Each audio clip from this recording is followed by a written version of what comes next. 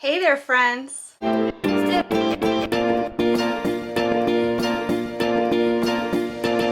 My name is Desiree, aka Momma Friendly, and I'm trying something a little different this year when it comes to our homeschooling. All of the main information is going to be found in the very first video of this series, which I'll link up here in case you've missed it.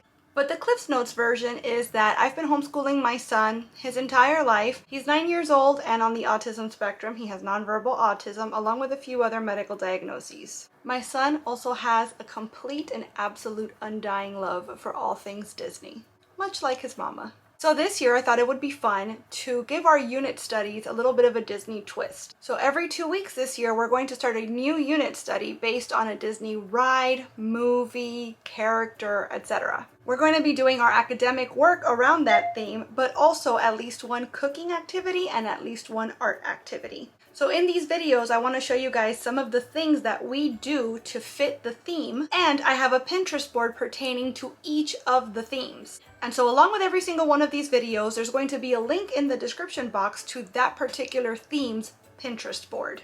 So make sure that you check those out because I am only showing you some of the things that we're getting into every week, but the board is going to have more activities and also activities for kids of different ages and different abilities. So with all that being said, let's get into our theme.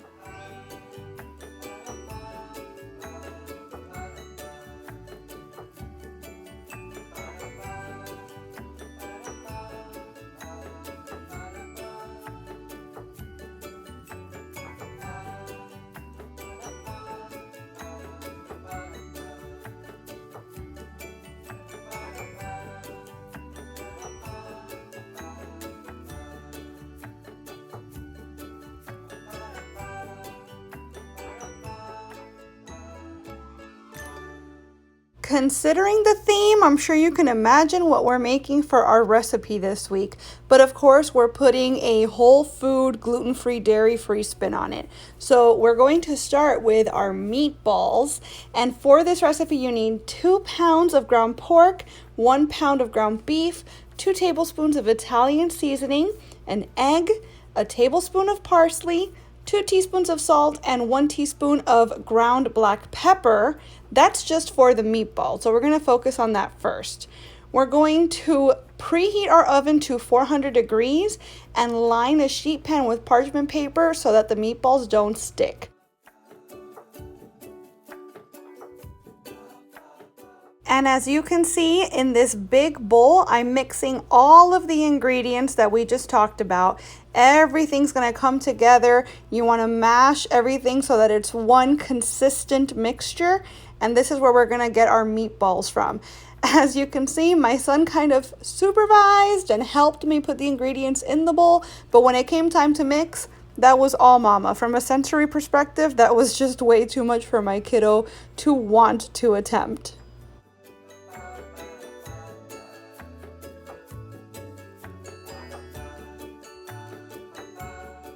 Now that everything's mixed up, I'm going to take about 2 tablespoons of meat. I'm just kind of portioning it out now. And I'm going to come back around and roll them into nice even balls. Once we have the entire tray ready, I'm going to bake it at 400 degrees for about 20 minutes until the meat is cooked completely through. While the meatballs bake, I'm going to go ahead and make the sauce. So for the tomato sauce, we're going to need 28 ounces of canned crushed tomatoes, a small onion that's been finely chopped, 2 tablespoons of olive oil, a bay leaf, a clove of garlic chopped, although I always use way more than the recommended amount, a tablespoon of parsley, and a teaspoon of black pepper. I'm starting here by adding the olive oil to this large pan, heating it up on medium heat, and I'm going to add my chopped onion and saute it for about 5 minutes. Once that's ready, I'm going to add my chopped garlic, measure with your heart, your can of tomatoes, a bay leaf, and pepper to the pan.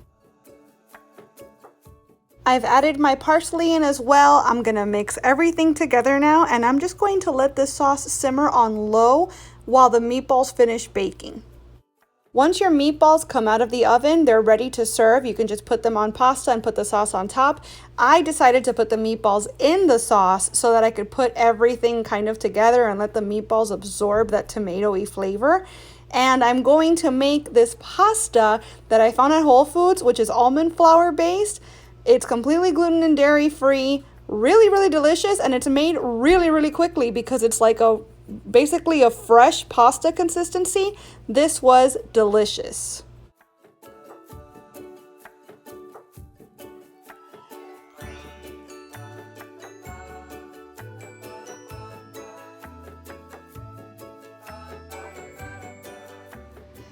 We're learning about the attractions where Lady and the Tramp are featured throughout Walt Disney World. Both Walt Disney World, the theme park, and Walt Disney World, like all over the planet, all things Disney.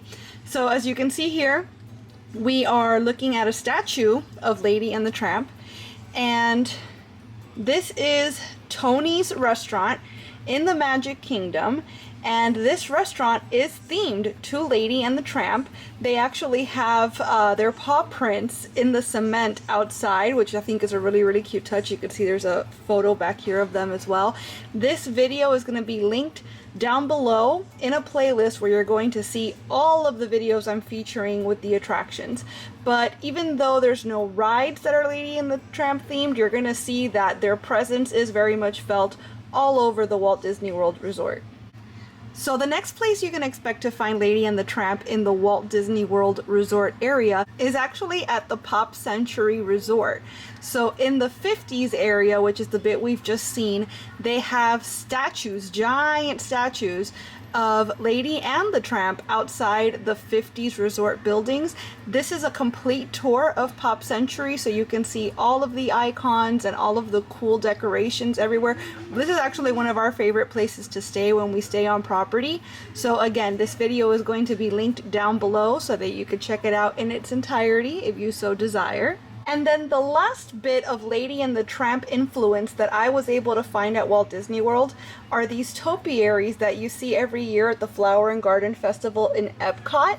So I feel like every single year that I've seen Flower and Garden, these topiaries are always around. Like, this is one of the mainstays. I think they're super cute. I'm glad they come back every year. It's nice to see Lady and the Tramp still being represented in the parks in one form or another. So if there's any sort of Lady and the Tramp influence I've missed in the parks, let me know about it in the comments below. This is so fun and so cute. I think this might be our favorite art activity all year long. I'm taking this penne pasta. It's gluten-free. I prefer to take that step, that extra precaution, but you can use whatever pasta you have available as long as it's a kind that has a hole in it. I'm going to take this pasta and my son and I are going to paint it red. So we're using some paper towel just so that we don't stain the table too badly. You can do this as a finger painting activity. We're using a brush because my son wasn't too keen on actually touching the paint or touching the pasta for that matter. But you can adjust that depending on your kids' sensory wants and needs. Maybe they want to dive right in with the paint and just get it all over the place. Messes can be fun. Go ahead and do whatever makes your child comfortable. But the point here is to just get the pasta red so that it looks like it's saucy.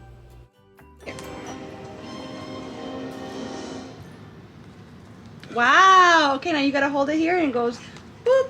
You see? Good job. Cool. Okay, now let's do a meatball.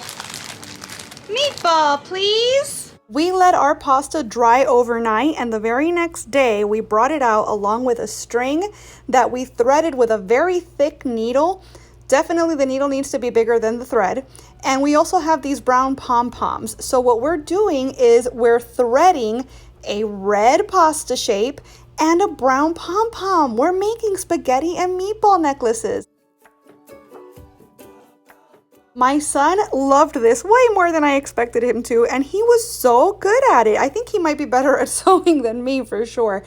This was a whole lot of fun, really easy to make. You probably have all this arts and crafts type stuff already just hanging out at your house. 10 out of 10 recommend.